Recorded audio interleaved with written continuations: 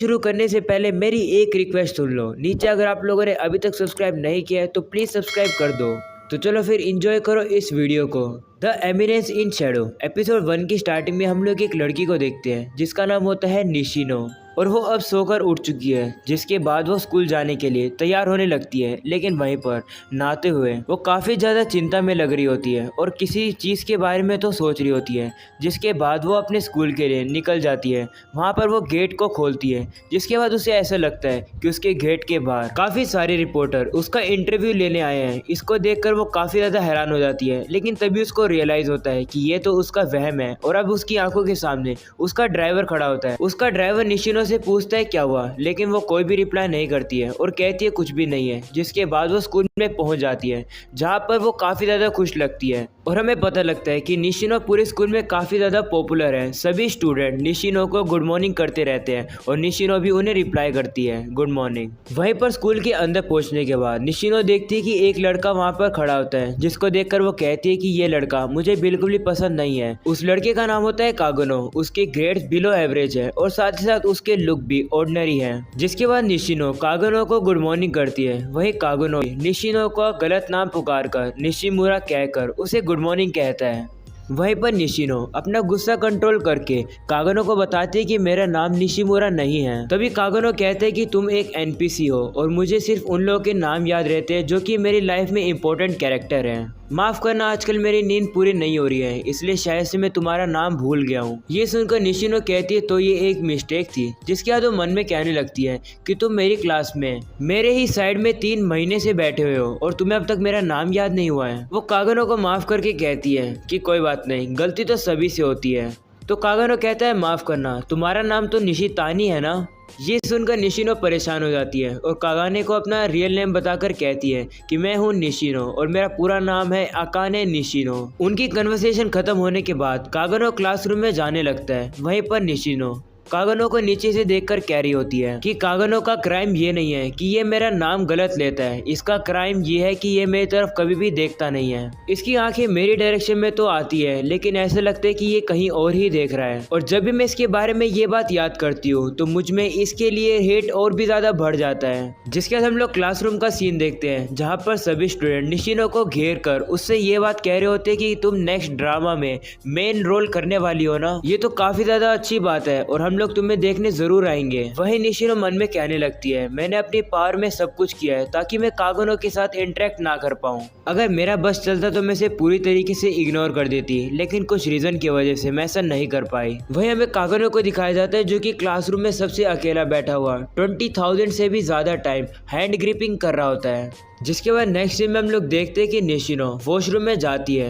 जिसके बाद वो बताती है कि जब वो मिडिल स्कूल में थी तो एक इंसिडेंट के कारण उसे अपने शो बिजनेस से ब्रेक लेना पड़ा और उसी इंसिडेंट की वजह से सारे रिपोर्टर उसको घेर लिया करते थे। निशिनो बताते हैं कि उस इंसिडेंट के बाद से वो अपने आप को एक मास्क के पीछे छुपाती आ रही है। जिसके बाद कागनो को दिखाया जाता है जो कि स्कूल की टेरेस पर होता है और एक बुक पढ़ रहा होता है जिसके अंदर मैजिक की चीज लिखी होती है। उसको देखकर वो कहता है कि मुझे और पावर चाहिए। जिसके बाद क्लासरूम का सीन दिखाया जाता है जहाँ पर टीचर किसी स्टूडेंट से कहती है कि क्या कोई स्कूल फेस्टिवल में हेल्प करना चाहेगा। तो निशिनो हाथ खड़ा करके कहती है मैं हेल्प कर सकती हूँ, जिस पर टीचर से मना करके कहती है नहीं, तुम्हारी आज एक्स्ट्रा क्लास है तो तुम हेल्प नहीं कर पाओगी। जिस पर सभी स्टूडेंट भी निशिनो से हंस के कहते हैं कि तुम इतनी बिजी रहती हो कि तुम्हें एक्स्ट्रा क्लास लेने की जरूरत पड़ती है। साथ साथ टीचर कागनो से भी हेल्प मांगती है तो कागनो टीचर से हाँ कर देता है। जिसके बाद निशिनो अकेली क्लासरूम में बैठी होती है और वो कहने लगती है कि वो इतने दिनों से टीचर की पेट बनकर रह रही है ताकि सारे स्टूडेंट और टीचर उसे पसंद करे। उसने इस चीज का पूरा ध्यान रखा है कि कोई भी उसे नफरत ना करे और इसी तरीके से वो अपनी लाइफ में जीती आई है। जिसके बाद उसे किसी पियानो की बजने की आवाज आती है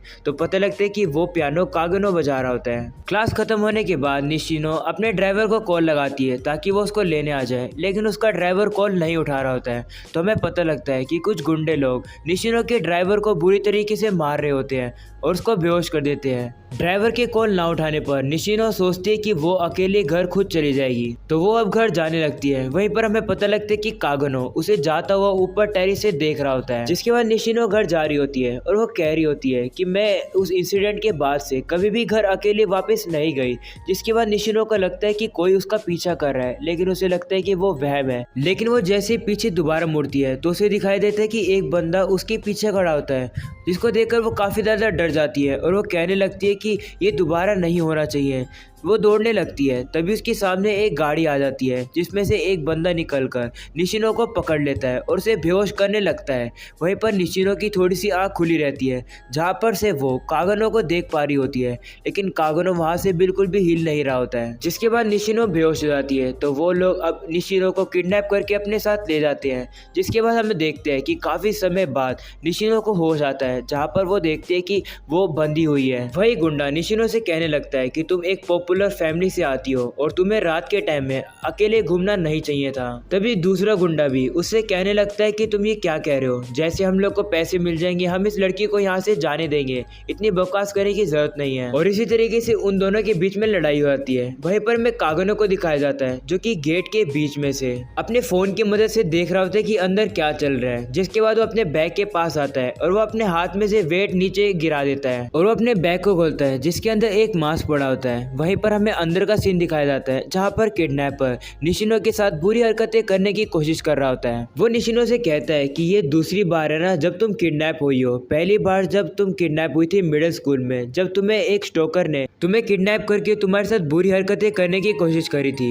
वो किडनैपर निशिनो के कपड़े निकाल कर कहने लगता है कि मैं तुम्हें उससे ज्यादा अच्छी मेमोरीज देने वाला हूँ। तभी उन्हें ऊपर से कहीं से आवाज आने लगती है, तो वो देखते हैं कि ऊपर तो खिड़की के पास कोई होता है। वो असल में कागन होता है, लेकिन उसने मास्क लगाया होता है तो कोई भी उसको पहचान नहीं पा रहा होता है। जिसके बाद वो कांच तोड़कर अंदर आ जाता है। वो लोग उससे पूछने लग जाते हैं कि आखिरकार तुम हो कौन। तो कागनो बताता है कि मैं तो सिर्फ एक स्टाइलिश सा एक स्लेयर हूँ। जिसके बाद वो किडनैपर गुस्से में आके कागनो के ऊपर हमला करने लगते हैं गन निकालकर, लेकिन कागनो भी एक चाकू जैसी चीज निकालकर उसके ऊपर मारता है और उसके बाद काफी ज्यादा तेज स्पीड में जाकर उस बंदे को पकड़कर एकदम जमीन पर फेंक देता है। जिसके बाद वो उसके मुंह पर काफी जोर जोर से लात मारने लगता है। वहीं पर दूसरा किडनैपर कागनो की तरफ देखकर हंसता है। जिसके बाद वो बंदा अपनी गन को नीचे गिरा देता है और कागनो से कहने लगता है कि मैं काफी ज्यादा बोर हो गया था। पहले मैं आर्मी में रहा करता था, लेकिन अभी छोटे मोटे किडनैपिंग के काम करना मुझे बिल्कुल भी पसंद नहीं आया है, तो शायद से तुम मुझे अच्छी लड़ाई दे पाओगे।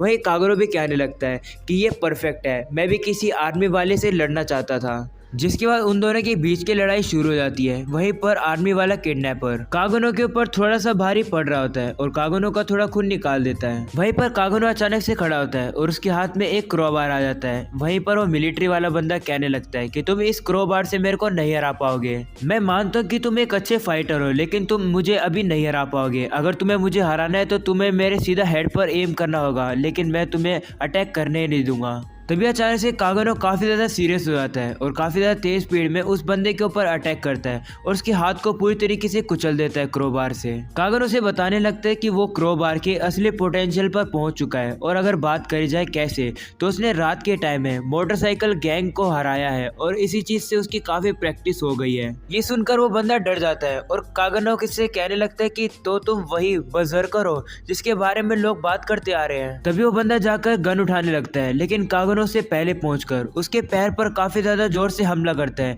जिसके बाद वो बंदा खड़ा ही नहीं रह पा रहा होता है। ये कागनो इसी मौके का फायदा उठाकर उसको काफी ज्यादा सर पर वार करने लगता है कि निशिनो भी इस लड़ाई को नहीं देख पा रही होती है और उस पूरी रात उस बंदे की चीख सुनाई देती है। जिसके बाद कागनो उन बंदों की पूरी बुरी तरीके से हालत करता है। इसके बाद कागनो निशिनो के पास जाने लगता है तो निशिनो काफ़ी ज़्यादा डर जाती है, लेकिन वो निशिनो के मुंह की पट्टी खोल देता है और उसे कहता है कि रात के टाइम में सेफली घर जाया करो। जिसके बाद वो वहाँ से गायब हो जाता है और टेरिस पे आ जाता है। तब कागनो कहने लगता है कि अगर मैं एक सोल्जर के साथ इस तरीके से लड़ पाया हूँ तो मैं कभी भी एमिनेंस इन द शैडो नहीं बन पाऊंगा। नेक्स्ट सीन में हम लोग देखते हैं कि वहाँ पर पुलिस और निशिनो के पेरेंट्स पहुंच जाते हैं। निशिनो बताती है कि उसके डैड ने अपनी पावर का यूज किया ताकि किसी भी पब्लिक को इस इंसिडेंट के बारे में ना पता चले, और एंड में जिसने उसकी जान बचाई उस लेयर की वो आइडेंटिटी भी नहीं जान पाए। जिसके बाद नेक्स्ट सुबह का हम लोग सीन देखते हैं जहाँ पर निशिनो स्कूल में आती है, सभी लोगों को गुड मॉर्निंग करती है और इस बार जब वो कागनो से मिलती है तो कागनो उसका इस बार सही नाम लेकर उसे गुड मॉर्निंग करता है। जिसको सुनकर निशिनो काफी ज्यादा हैरान हो जाती है और कहती है कि इसने तो मेरा नाम सही से लिया है। जिसके बाद वो कहती है कि मुझे ऐसा लग रहा है कि ये अब इस बार मेरी आंखों में डायरेक्टली देख रहा है। मुझे अब रियलाइज हो रहा है कि कागुरो मेरी तरह ही है, वो अपनी जिंदगी को एक मास्क के पीछे ही छुपाकर जीता है और ये थॉट मेरे दिमाग में कभी भी पहले नहीं आया और मैं इस बारे में अब कभी नहीं जान पाऊंगी। क्योंकि नेक्स्ट सीन में हम लोग देखते हैं कि निशिनो की एक टीवी पर न्यूज चल रही होती है कि कागुनो नाम का एक हाई स्कूल बच्चा एक ट्रक से टकराकर मर चुका है और पुलिस को इन्वेस्टिगेशन करने पर पता लगा कि इस एक्सीडेंट में ड्राइवर की गलती थी, जिसकी वजह से कागुनो मारा गया। जिसके बाद कागुनो का फ्लैशबैक दिखाया जाता है जहाँ पर वो बताता है कि जब सभी लोग छोटे होते हैं तो उनका एक ड्रीम होता है कि उन्हें एक हीरो बनना है। उसी तरीके से कागुनो को भी एक हीरो बनना था, लेकिन जैसे जैसे लोग बड़े होते गए उनके अंदर का ये ड्रीम, हीरो बनने वाला ड्रीम खत्म होता गया। लेकिन मैं उन लोगों से अलग था, मेरे अंदर अलग ही पैशन था हीरो बनने का। मैंने हर स्किल को मास्टर किया ताकि मैं स्ट्रॉन्ग बनता जाऊं। वो मास्क के पीछे सब कुछ छुपा के रखता था। वो स्कूल में दिखाता था कि वो एक ऑर्डिनरी स्टूडेंट है जिसके ग्रेड बिल्कुल नॉर्मल है और वो बिल्कुल हार्मलेस है उनके लिए, लेकिन मास्क के पीछे वो ट्रेनिंग करता था ताकि वो और भी ज्यादा स्ट्रॉन्ग बनता रहे। लोग हमेशा अपने हीरो बनने के ड्रीम को छोड़ देते हैं, जिससे मुझे काफी बुरा लगता है, लेकिन फिर भी मैंने अपने ड्रीम को नहीं छोड़ा, मैंने मेहनत करती रही। लेकिन लगता है अब टाइम आ गया रियलिटी को फेस करने का। मैं इस वर्ल्ड में सारी मार्शल आर्ट और सारी चीज़ों को अगर सीख भी जाऊं तो मैं वैसी ओवरवेलमिंग पावर नहीं पाऊंगा जैसे कि हम लोगों ने स्टोरीज में सुनी है। ज़्यादा से ज़्यादा मैं कुछ गुंडों से लड़ सकता हूँ, लेकिन तब क्या होगा जब मुझे पूरी तरीके से सोल्जर घेर लेंगे अपनी गन लेकर, तो उस टाइम पर मैं क्या करूँगा। हाँ, ऐसा हो सकता है कि अगर मैं इस वर्ल्ड में सबसे ज़्यादा स्ट्रॉन्गेस्ट मार्शल आर्टिस्ट बन गया तो मैं शायद से इनको हरा पाऊंगा।